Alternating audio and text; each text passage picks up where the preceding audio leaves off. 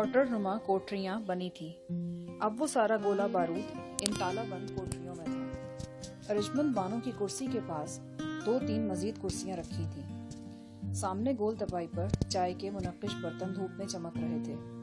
इफ्राहिम तपाई के पास जा खड़ा चाय की चुस्कियां ले रहा था। मैंने इन दोनों के पास जाकर मुअद्दिबाना सलाम किया। अरजमंद तारीफी नज़रों से मेरी तरफ देखने लगी। ऐसे ही सताइशी जज्बात इफ्राहिम की आंखों में भी दिखाई दे रहे थे। जाहिर है ये सताइश इस खतरनाक ड्यूटी के हवाले से थी जो मैंने 2 दिन तक कुएं पर अंजाम दी थी और खुदाई की राह में हायल होने वाली एक नाकाबिले उबूर रुकावट दूर कर दी थी। इफ्राहिम ने कहा, हम तुम्हारा ही इंतज़ार कर रहे थे हसने। चलो शाबाश, कपड़े बदल लो, राजू को बाहर भेज दो। वो दोनों मिलकर मट्टी खींचेंगे, तुम खुदाई शुरू करो। मैंने फरमाबरदारी से सर झुकाया। अरजमंद बोली, तुम्हारी बीवी का क्या हाल है? शुक्र है जी, अल्लाह ने बेटा दिया है। मैंने नए नवेले बाप की तरह दबे लहजे में कहा। वेरी गुड, इसका मतलब है तुम्हें हमारी मुलाजमत रास आई है, इफ्राहिम ने कहा। 10-15 मिनट बाद मैं कपड़े बदलकर कुएं में उतर रहा था। अरजमंद टांग पर टांग चढ़ाए बैठी थी। इसका हवा में मौल्लिक पाँव मुस्तरिब अंदाज में मुसलसल हरकत कर रहा था। ऐसी ही इज़्तिराबी कैफियत इसकी आंखों में भी थी। इन लम्हात में मुझे वो आंखें एक इंतहाई हरीस औरत की आंखें नजर आईं। ऐसी औरत जो दौलत की पुजारन और ऐशो इशरत की दिलदादा थी, जिसकी आंखों में गिरा तरीन ख्वाब सजे हुए थे और वो ज़रो जवाहिर के बिस्तर पर लेटकर इन ख्वाबों की ताबीर देखना चाहती थी। दूसरी तरफ इफ्राहिम भी नॉर्मल नज़र आने के बावजूद नॉर्मल नहीं था। इसका चेहरा चुगली खा रहा था कि वो किसी ज़बरदस्त अंदरूनी हिजान को छुपाने की कोशिश कर रहा है। हाथ पुश्त पर बांधे वो बेकरारी से टहल रहा था। कभी वो अरजमंद की तरफ चला जाता और कभी मुंडेर पर खड़े होकर कुएं में झांकने लगता था। इन लम्हात में मुझे ये बात करीन कयास नज़र आने लगी कि इस कुएं की गहराई में कोई बहुत बड़ा दफीना बरामद होने वाला है। मैंने सफदर को बाहर बुलाया और ख़ुद कच्ची सीढ़ियों पर पाँव धरता नीचे उतर गया। कुएं की गहराई अब 40 फुट से ज़ायद हो चुकी थी। तह से बरामद होने वाली मट्टी में रेत भी मिली हुई थी। मट्टी के साथ मलबे के छोटे मोटे अज्जा भी बरामद हो रहे थे। मैंने आहिस्ता आहिस्ता कस्सी चलानी शुरू की और कुएं की गहराई में इजाफा करने लगा। वो एक सनसनीखेज दिन था। कुएं में खुदाई के दौरान हर घड़ी ये एहसास हो रहा था कि जो कुछ पर्दा राज में है अभी सामने आने वाला है। कोई मदफून बर्तन, संदूक या ऐसी शय जिस तक अभी तक हमारा तसव्वुर नहीं पहुंचा। आखिर कुछ तो था जिसके लिए शब रोज़ एक किए जा रहे थे। पानी की तरह रुपया बहाया जा रहा था और इंसानी जानों तक की परवाह नहीं की जा रही थी। और जो लोग ये सब कुछ कर रहे थे वो नादान नहीं थे, बेहद खुर्राट और जहादीदा लोग थे। ये अपनी जेब की एक पाई और अपने वक्त का एक लम्हा बेसूद नहीं जाने देते थे। तमाम दिन इफ्राहिम और अरजमंद की बेकरारी दीदनी रही। इनका हर लम्हा जैसे एक तने हुए रस्से पर गुजर रहा था। शाम तक हमने रेत मिली मट्टी के सिवा कुएं से कुछ और बरामद नहीं किया। जब अंधेरा फैलने लगा तो हमें छुट्टी मिली और हम थके मांदे अपने कमरों में आ गए। अगले 3 दिन तक हमारे मामूलात में कोई ख़ास तब्दीली नहीं आई। सुबह 7 बजे उठना, मुंह हाथ धोकर मुक़वी नाश्ता करना, फिर इस मुक़वी नाश्ते की क़ुव्वत को दोपहर तक पसीना बनाकर कुएं में बहाना। दोपहर 1 बजे 2 घंटे की छुट्टी। इस छुट्टी में पुरतकल्लुफ़ और ढेर सारा लंच के बाद थोड़ा सा आराम और तब एक बार फिर शाम तक कुएं में जान मारी। शाम के बाद रात 9-10 बजे तक हम कमरे में आग तापते थे, मूंगफली चिलगोज़े खाते, गप्पे हाँकते थे और सरगोशियाँ करते थे। दावत शबाब तो हम ठुकरा चुके थे, बहरहाल शराब और कबाब बाकायदगी से मिल रहे थे। इनमें से मैं और सफदर सिर्फ कबाब ही इस्तेमाल करते थे। शराब हमें रास नहीं थी, वो जरी गुल को रास थी और वही इसे इस्तेमाल करता था। कुआं अब करीबन 50 फुट तक चला गया था। मिट्टी और मलबे के सिवा इसमें से कुछ बरामद नहीं हुआ था। हाँ, कुएं का पुख्ता घेरा बदस्तूर मिट्टी से बरामद हो रहा था और जब तक वो बरामद हो रहा था हमें नीचे उतरना था। तंग कुएं में झांकने से अब खौफ आता था। चिड़ियों वाला निज़ाम अब दरहम बरहम हो चुका था। अब मुझे और सफदर को रस्से की कमंद नमा रस्सी के जरिए सीढ़ी के जरिए नीचे उतरना पड़ता था। खुदाई शुरू होने के बाद 2 दिन तक तो इफ्राहिम और अरजमंद खासे पुरुमीद नजर आए और इनके चेहरे अंदरूनी जोश से तमतमा रहे थे। लेकिन फिर बतदरीज ये जोश मायूसी में बदलना शुरू हो गया। अब वो उलझे और खामोश नजर आते थे। इन 4 दिनों में हमें मुसलसल ये ख़तरा लाहक रहता था कि कहीं हमारी असलियत का भांडा बीच चौराहे पर ना फूट जाए। किसी मुमकिन ख़तरे से बचने के लिए मैं ज़्यादा वक्त कुएं के अंदर काम करता। ایک مفلر منڈاسے کی طرح ہر وقت میرے چہرے سے لپٹا رہتا تھا۔ کام ختم ہوتے ہی ہم کمرے میں گھس جاتے اور شدید ضرورت کے علاوہ باہر نہیں نکلتے۔ حویلی میں خاموش تباہ گنڈے اور چھیل چھبیلی لڑکی سمیت کل 3 ملازم تھے۔ ان میں سے کسی کو میں نے کنویں کی طرف جاتے نہیں دیکھا، بلکہ وہ احاطے میں داخل ہونے سے بھی گریز کرتے تھے۔ ارجمند یا افراہیم کے علاوہ صرف ارجمند کی سیکرٹری احاطے میں آتی تھی، یا پھر ایک روز 3 پیس سوٹ میں ملوث ایک سیٹ نما شخص موقع پر پہنچا تھا۔ مجھے قادر زمان کی آمد کا شدید خطرہ تھا، لیکن اس کی طرف سے خیریت گزری۔ وہ اپنی نحس صورت کے ساتھ حویلی میں دوبارہ دکھائی نہیں دیا۔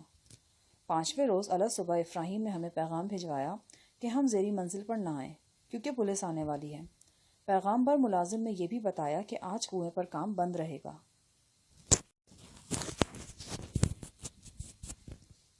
یہ اطلاع حیران کن تھی۔ صفدر نے خیال ظاہر کیا کہ ہو سکتا ہے 3 افراد کی ہلاکت راز نہ رہ سکی ہو۔ میرا اپنا دھیان بھی اسی طرف جا رہا تھا، تاہم 10-11 بجے تک ہمارا اندازہ غلط ثابت ہو گیا۔ یہ پولیس دھماکے کی تفتیش کے لیے نہیں، کنویں سے نکلنے والے اسلحے کو اپنی تحویل میں لینے کے لیے آئی تھی۔ ایک ڈی ایس پی، ایک انسپیکٹر اور عملے کے قریباً 15 افراد تھے۔ جیسا کہ بعد میں پتہ چلا، ان میں بم ڈسپوزیبل یونٹ کے ارکان بھی تھے۔ یہ لوگ 2 بڑی جیپوں پر حویلی پہنچے تھے۔ ایک نیم فوجی قسم کا بڑے بڑے ٹائروں والا لوڈر بھی ان کے ساتھ تھا۔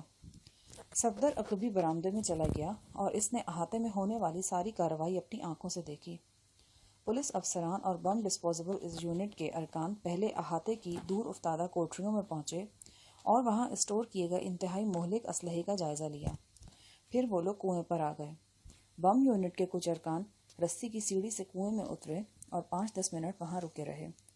تب احاطے میں گھاس کے ایک سرسبز خطے پر کرسیاں ڈال دی گئیں اور پولیس والوں نے چائے وغیرہ پی۔ اس موقع پر ایک وکیل بھی وہاں موجود تھا۔ جیسا کہ بعد میں پتہ چلا، یہ افراہیم کا فیملی وکیل ایڈوکیٹ جعفر بخاری تھا۔ خوشاب والی کوٹھی میں ہماری ضمانتوں کے حوالے سے افراہیم اور ارجمند ایڈوکیٹ جعفر بخاری کا ذکر کر چکے تھے۔ پولیس قریباً 3 گھنٹے وہاں موجود رہی۔ 2 گھنٹے تو کھانے پینے اور گفتگو میں صرف کیے گئے۔ 1 گھنٹے میں کنویں سے برآمد ہونے والا مہلک اسباب لوڈر پر بار کیا گیا۔ قریباً 1 بجے پولیس اور 3 گاڑیاں حویلی سے روانہ ہو گئیں۔ صفدر نے یہ سارا منظر اپنی آنکھوں سے دیکھا تھا۔ اس کا خیال تھا کہ تمام اسلحہ پولیس کو ہینڈ اوور نہیں کیا گیا۔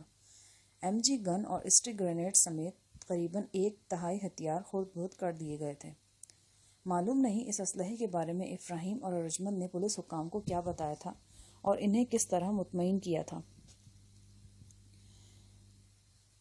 عین ممکن تھا کہ اس سلسلے میں تعلقات استوار کیے گئے ہوں یا پھر رشوت وغیرہ دینے کی کوشش کی گئی ہو۔ بہرحال ایک بات طے تھی کہ پولیس اتنی بے خبر نہیں تھی جتنی اسے افراہیم اور ارجمند سمجھ رہے تھے۔ میری وساطت سے سب کچھ صاحب صاحب کے علم میں آ چکا تھا اور وہ یقیناً جھنگ پولیس کو مطلع بھی کر چکے تھے۔ اس رات ایک عجیب واقعہ رونما ہوا۔ میں گہری نیند سو رہا تھا کہ کوئی بھاری بھرکم شے میرے سینے سے ٹکرائی، پھر جیسے کسی نے سر پر پتھر دے مارا۔ میں ہڑبڑا کر اٹھا۔ کمرے میں طوفان برپا تھا۔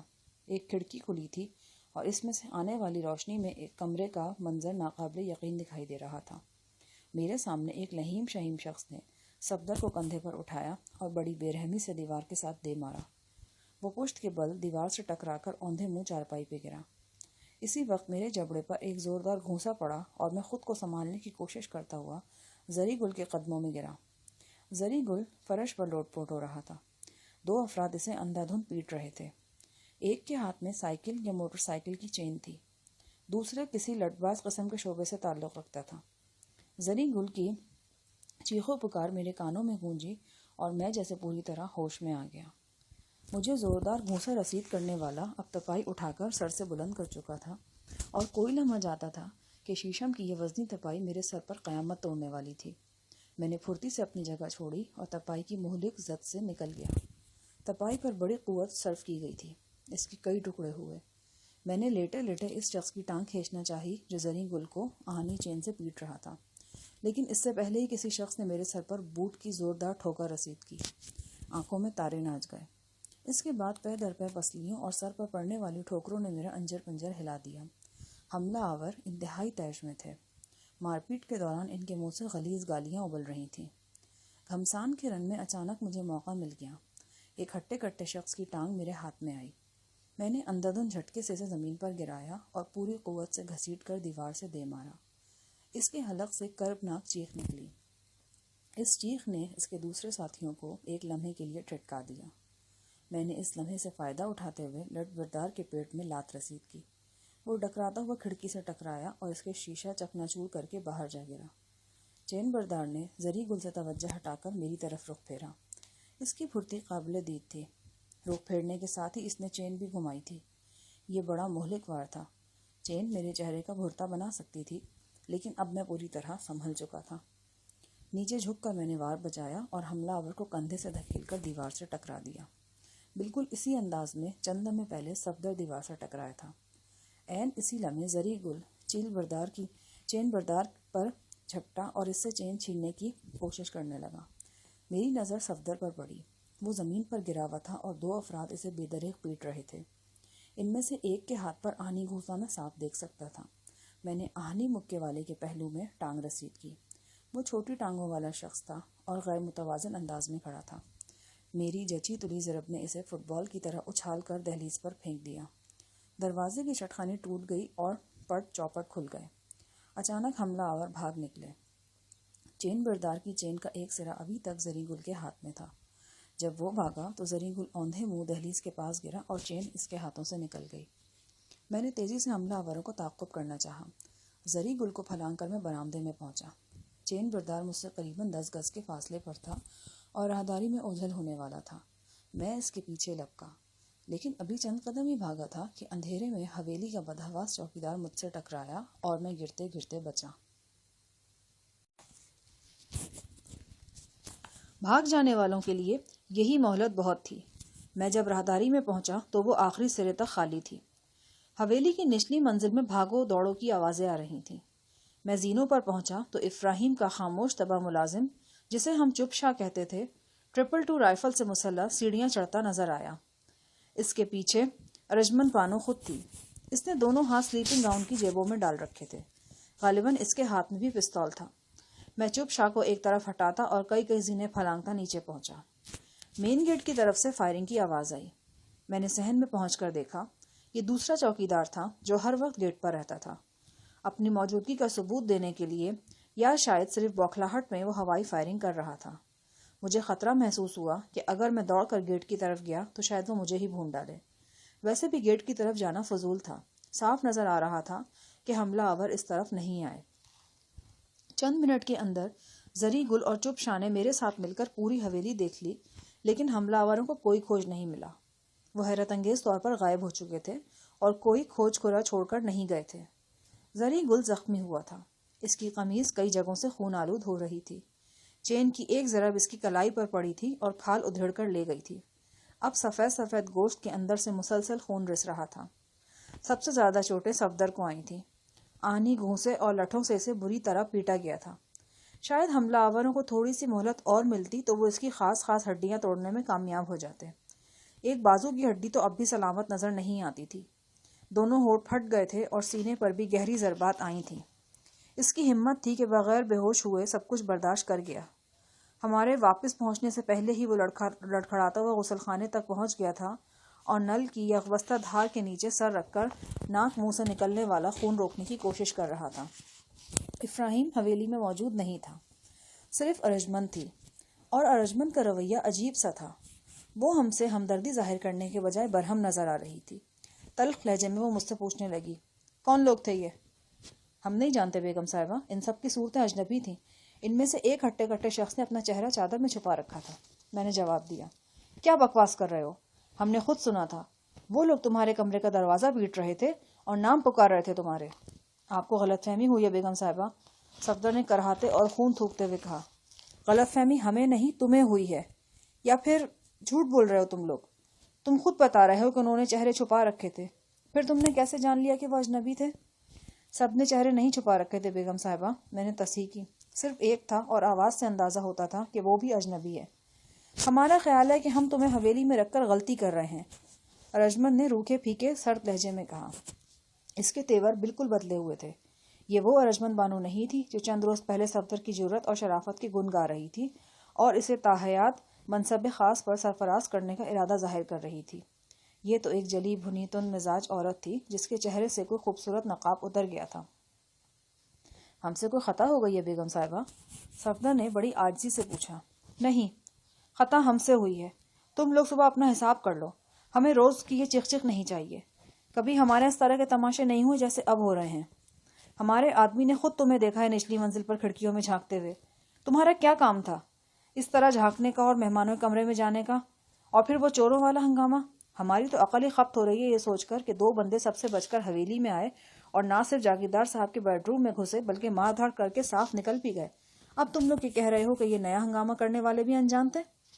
صفدر نے گمبھیر لہجے میں کہا۔ بیگم صاحبہ، میرا خیال ہے اب ہمیں چلے ہی جانا چاہیے۔ مالک کو نوکر پر بھروسہ نہ رہے تو وہ نوکر نہیں رہتا، کتا بن جاتا ہے۔ ویسے بھی آپ کا کام تو نکل گیا ہے، اب ہمارا جانا ہی بنتا ہے۔ تو جاؤ، دفع ہو جاؤ، صبح کے جاتے ابھی جاؤ۔ ہمیں ضرورت نہیں تم جیسے منہ پھٹ ملازموں کی۔ کسی کو ہمارے سامنے نگاہ اٹھانے کی جرت نہیں ہوتی اور تم زبان چلا رہے ہو۔ ہم منہ توڑ دیا کرتے ہیں اپنے سامنے بولنے والے کا۔ پھر وہ چپ شاہ سے مخاطب ہوئی اور گرج کر بولی، صادق، آؤ ہمارے ساتھ، ان کی مزدوری منہ پر مارو اور چلتا کرو انہیں۔ بنا بنایا کھیل بگڑ رہا تھا۔ معلوم نہیں کیوں وہ ایک دم سیخ پا ہو گئی تھی۔ میں نے صفدر کو آنکھ ماری۔ وہ اپنے زخمی بازو کو سنبھالتا آگے بڑھا اور عاجزی سے بولا، میں معافی چاہتا ہوں بیگم صاحبہ، لیکن آپ یقین کریں۔ آؤ صادق میرے ساتھ، وہ سنی انسنی کرتی ہوئی بولی اور پاؤں پٹکتے ہوئے زینوں سے اتر گئی۔ یوں لگتا تھا کہ وہ ہمیں ہر قیمت پر چلتا کرنے کا فیصلہ کر چکی ہے۔ میں سوچنے پر مجبور ہو گیا کہ کہیں ابھی ہونے والا یہ ہنگامہ بھی تو پلان نہیں ہے۔ اس حوالے سے ارجمند ایک سفید جھوٹ بول چکی تھی۔ وہ کہہ رہی تھی کہ حملہ آور ہمارے کمرے کا دروازہ پیٹ رہے تھے اور ہمارے نام پکار رہے تھے۔ یہ ناممکن بات تھی کیونکہ یہاں ہم نے فرضی نام بتا رکھے تھے۔ صفدر کے زخموں سے مسلسل خون رس رہا تھا۔ میں اسے کمرے میں لے گیا۔ آتش دان کی راکھ سے خون بند کیا گیا۔ نچلے ہونٹ کو ٹاکوں کی ضرورت تھی مگر یہاں ڈھنگ کی پٹی بھی میسر نہیں تھی۔ بہرحال جیسے تیسے کام چلایا گیا۔ اس کا بازو سوجتا چلا جا رہا تھا۔ خدشہ تھا کہ ہڈی ٹوٹ گئی ہے۔ میں نے ایک چادر سے پٹی پھاڑی اور فرسٹ ایڈ کی تربیت کے مطابق اس کا بازو باندھ کر گلے میں لٹکا دیا۔ زری گل نے بھی سسکاریاں بھرتے ہوئے اپنی چوٹوں کا دوا دارو کیا۔ وہ ساتھ ساتھ نامعلوم حملہ آوروں کو پشتو اور اردو کی منتخب گالیوں سے بھی نواز رہا تھا۔ تھوڑی ہی دیر بعد چپ شاہ تمتماتے ہوئے چہرے کے ساتھ آدم کا۔ اس نے 3000 روپیہ نقد ہمارے سامنے پھینکا اور بولا، بیگم صاحبہ کا حکم ہے کہ ہماری طرف سے تم لوگ فارغ ہو۔ ابھی جانا چاہو تو ٹھیک ہے، بہرحال صبح 8 بجے تک حویلی چھوڑ دینا۔ ایک لفظ مزید کہے بغیر صادق عرف چپ شاہ واپس لوٹ گیا۔ ہم گمسم بیٹھے رہے۔ بڑے بے آبرو ہو کر تیرے کوچے سے ہم نکلے والا معاملہ تھا۔ کیسی بلندی، کیسی پستی، ایک ہی جھٹکے سے عرش سے فرش پر پہنچ گئے تھے۔ طوطا چشمی کی انتہا تھی۔ ہمارا وہ اندازہ 100% درست نکلا تھا کہ اس جوڑے نے صرف اپنی غرض کے لیے صفدر کو بانس پہ چڑھایا تھا، ورنہ لڑائی بھڑائی کے ماہر وفادار نوکروں کی ایسے لوگوں کو کیا کمی ہوتی ہے؟ اشارے کی دیر ہوتی ہے، ایک سے بڑھ کر ایک پاٹے خان ہاتھ باندھ کر حاضر ہو جاتا ہے۔ ہمیں پھنسانے سے ان لوگوں کا اصل مقصد کنویں کے گولہ بارود کی جانچ پڑتال تھا۔ بارودی سرنگوں والے علاقے میں فوجی دستوں کی پیش قدمی کے دوران ایک ڈمی وہیکل کانوائے کے آگے آگے چلتی ہے تاکہ سرنگ پھٹنے سے اصل گاڑیوں کو نقصان نہ پہنچے۔ ہمیں بھی ان لوگوں نے ڈمی وہیکل بنایا تھا۔ ہمیں کنویں میں اتار کر اس بات کے منتظر رہے تھے کہ کب ہمارے چیتھڑے اڑتے ہیں، مگر ہمارے چیتھڑے نہیں اڑے تھے۔ ہم نے بڑی ہمت اور جانفشانی سے اپنا کام کیا تھا اور گولہ بارود سے بھرے ہوئے کنویں کو صاف کر کے ان کے راستے کی ناقابل عبور رکاوٹ دور کر دی تھی۔ ان لوگوں کا مقصد خواہ کچھ بھی تھا اور ہم نے خواہ کیسی بھی نیت سے یہ کام کیا۔ ارجمند بانو الو کی پٹی میں انسانیت کی رمق ہوتی تو وہ یوں کھڑے کھڑے ہمیں حویلی سے نہ نکالتی۔ زنی گل بولا، استاد جی، ہم نے بہت فلم دیکھا ہے، بہت فلم دیکھا ہم نے پہلا فلم زیبا اور حبیب کا عید مبارک دیکھا تھا۔ اس کے بعد پچھلے مہینے لگنے والی ندیم و شبنم کی فلم تک ہم نے کوئی فلم نہیں چھوڑا۔ خدا کی قسم ہم نے کسی فلم میں ایسا سین پارٹ نہیں دیکھا۔ ایک شخص اپنی جان پر کھیل کر ایک عورت کا آبرو بچاتا ہے، پھر اس کی خاطر موت کے کنویں میں اترتا ہے۔ رانی توپ کے گولے جتنا بڑا گولا اپنے سینے سے لگا کر باہر نکلتا ہے اور پھر اس کی جھڑکیاں سنتا ہے، اس سے گالیاں کھاتا ہے۔ ہمارا صفدر صاحب تو خوبصورت ہے، سلطان رائی جیسا ہیرو بھی ہوتا تو ہیرو نے اس کے صدقے واری جاتا اور لہک لگ کر گانا گاتا، تم ہی ہو محبوب میرے، خوچے کیوں نہ تمہیں میں پیار کروں۔ میں نے کہا، یہ فلم کی دنیا نہیں ہے بھائی، صرف دنیا ہے۔ یہاں اور طرح کی کہانیاں اور مختلف قسم کے منظر نامے چلتے ہیں۔ اب اپنی طرف ہی دیکھ لو، تمہارے لکڑ دادا نے دولت زمین میں دبائی، تمہارے دادا نے تلاش کی، نہ انہیں ملی۔ تمہارے والد نے تلاش کی، نہ انہیں ملی۔ تم نے تلاش کی، نہ تمہیں ملی۔ سب کچھ ٹائیں ٹائیں فش۔ بتاؤ فلم میں ایسا ہو سکتا ہے؟ فلم بین تو آگ لگا دیں سنیماؤں کو اگر اتنی دیر بعد بھی کچھ نہ ملے تو۔ زری گل بولا، لیکن ہمارا کہانی ختم نہیں ہے استاد جی، کیا پتا ہمارے بچے یا ہمارے بچے کے بچے کو کچھ مل جائے۔ اس طرح تو ابھی صفدر کی کہانی بھی ختم نہیں ہوئی۔ کیا معلوم جب ہم یہاں سے روانہ ہو جائیں تو ارجمند بانو کو اپنی غلطی کا احساس ہو اور وہ گانا گاتی ہوئی صفدر کے پیچھے آ جائے، اکیلے نہ جانا وغیرہ وغیرہ۔ زری گل قائل ہوتے ہوئے بولا، ہاں یہ بھی ہو سکتا ہے۔ میں نے صفدر سے کہا، بتاؤ بھائی راجو صاحب، کب نکالنی ہے گانے کی سچویشن، ابھی یا صبح؟ ویسے تو میرا خیال ہے صبح تک ڈھیٹ بن کر پڑے رہیں یہیں۔ ہو سکتا ہے صبح تک الو کی پٹی کا پارا کچھ نیچے آ جائے یا افراہیم ہی کہیں سے لوٹ آئے اور ہماری سفارش کر دے۔ کہو کیا خیال ہے؟ صفدر نے شرمیلے دلہا کی طرح منہ میں رومال دبا رکھا تھا۔ اس نے قبول ہے کہنے کے انداز میں سر ہلایا، یعنی بتایا کہ صبح جانے والا آئیڈیا حسب حال اور مناسب ہے۔ زخمی ہونٹوں کی وجہ سے اس کے لیے بولنا ممکن نہیں تھا، مگر اس کی آنکھیں بول رہی تھیں، اور اپنی تمام تر ٹوٹ پھوٹ کے باوجود وہ پریشان نہیں تھا۔ مجھے صفدر میں یہ بات بہت اچھی لگی تھی۔ وہ برے سے برے حالات میں بھی مایوس نہیں ہوتا تھا اور اکثر اپنی خوش طبعی برقرار رکھتا تھا۔ ہم واپس اپنے کمرے میں آ گئے۔ وہاں سب کچھ تہہ و بالا ہو رہا تھا۔ تپائی کئی ٹکڑوں میں بٹ چکی تھی، ایک چارپائی کا بازو بھی ٹوٹ چکا تھا، 2 کھڑکیوں کے شیشے چکنا چور ہو گئے تھے، اور آتش دان کے پاس صفدر کے منہ سے بہنے والا خون دھبوں کی صورت میں موجود تھا۔ سب سے پہلے زری گل نے یہ خون صاف کیا، پھر ہم ادھر ادھر بکھری چیزوں کو ٹھکانے پر رکھنے لگے۔ ہم نے رات سوتے وقت دروازے کو اندر سے چٹخنی لگا دی۔ یقیناً حملہ آور پہلے دروازہ دھکیل کر اندر آنے کی کوشش کرتے رہے تھے، پھر کھڑکیوں کی طرف سے آئے تھے۔ اتفاقاً انہیں ایک کھڑکی کھلی مل گئی تھی۔ وہ بغیر آواز پیدا کیے اندر گھسے تھے اور ہم پر پل پڑے تھے۔ ارجمند بانو کی یہ بات بھی سراسر جھوٹ تھی کہ حملہ آور ہمارے کمرے میں گھسنے سے پہلے دروازہ پیٹتے رہے تھے۔ دروازہ پیٹا جاتا تو ہمیں علم کیوں نہ ہوتا؟ زری گل ہو سکتا ہے نشے میں ہو، لیکن میں اور صفدر تو فوراً جاگ جاتے۔ اب سوچنے کی بات یہ تھی کہ حملہ آور تھے کون اور انہیں ہم سے کیا دشمنی تھی۔ اس سے پہلے کہ میں صفدر سے کچھ پوچھتا، وہ منمناتی ہوئی آواز میں خود ہی بول پڑا، میرا خیال ہے جی ان لوگوں میں وہ لمبا چوڑا بندہ جلال تھا۔ یہ انکشاف حیرت ناک تھا۔ میں اور زری گل تعجب سے صفدر کی طرف دیکھنے لگے۔ وہ بولا، اس نے اپنا چہرہ چھپا رکھا تھا لیکن ڈیل ڈور اور قد کاٹ 100% جلال کا تھا۔ صفدر کی بات دل کو لگ رہی تھی۔ اس مار دھاڑ میں سب سے زیادہ نقصان صفدر کو پہنچا تھا۔ لگتا تھا اسے خاص طور پر نشانہ بنایا گیا ہے۔ اب صفدر نے جو بات بتائی اس سے بہت کچھ واضح ہو رہا تھا۔ اگر لہیم شہیم شخص واقعی جلال تھا تو پھر ان لوگوں نے صفدر سے ان زخموں کا بدلہ لیا تھا جو اس نے 2 ہفتے بیشتر اس 4 دیواری میں جلال کو لگائے تھے۔ حملہ آوروں کے انداز سے صاف ظاہر تھا کہ وہ ہمیں قتل یا اغوا کرنے نہیں آئے تھے، فقط ہڈیاں پسلیاں توڑنے کے خواہش مند تھے۔ ان کے آلات حرب سے بھی یہ بات عیاں ہوتی تھی۔ صفدر کو انہوں نے بری طرح مارا تھا اور یقیناً وہ اسے مزید نقصان پہنچاتے اگر ہم ان کے آڑے نہ آتے۔ جلال کے حملہ آور ہونے تک تو بات سمجھ میں آتی تھی، لیکن بات کی صورتحال کسی خانے میں فٹ نہیں بیٹھ رہی تھی۔ ارجمند بانو کو یہ جھوٹ بولنے کی کیا ضرورت تھی کہ حملہ آور ہمارے نام پکار رہے تھے اور کمرے کا دروازہ پیٹ رہے تھے؟ وہ اسی جھوٹ کو جواز بنا کر ہمیں حویلی سے نکالنے کے در پہ ہو گئی تھی۔ پھر یہ بات بھی سوچنے کی تھی کہ جلال جو ہماری اطلاعات کے مطابق پابا زنجیر تھا، حویلی میں کیسے پہنچا، اور اگر وہ حویلی میں ہی کہیں چھپا ہوا تھا تو باہر کیسے قید تھا تو باہر کیسے نکلا، اور کیوں کر ساتھی جمع کر کے ہم پر حملہ آور ہوا۔ ہنگامے کے بعد ان لوگوں کا آنن فانن غائب ہو جانا بھی غور طلب تھا۔ اس انداز میں سوچتے ہوئے یہ بات فوراً ذہن میں آتی تھی کہ جلال کو ہم پر حملہ کرنے کا موقع فراہم کیا گیا ہے، یا پھر یہ حملہ ارجمند بانو کی رضامندی اور آشیرواد سے ہوا ہے۔ عین ممکن تھا کہ کسی بدلی ہوئی صورتحال میں ارجمند بانو اور جلال میں مفاہمت ہو گئی ہو اور ہمارا کانٹا صاف کرنے کے لیے ارجمند نے جلال کو استعمال کیا ہو۔ یہ جرم کی دنیا تھی اور یہاں ہرس اور ہوس کا کھیل ہو رہا تھا۔ اس کھیل میں کون کس کے ساتھ رہتا ہے؟ ہر گھڑی ساتھی بدلتے رہتے ہیں اور ہر آن ہدف حرکت میں رہتے ہیں۔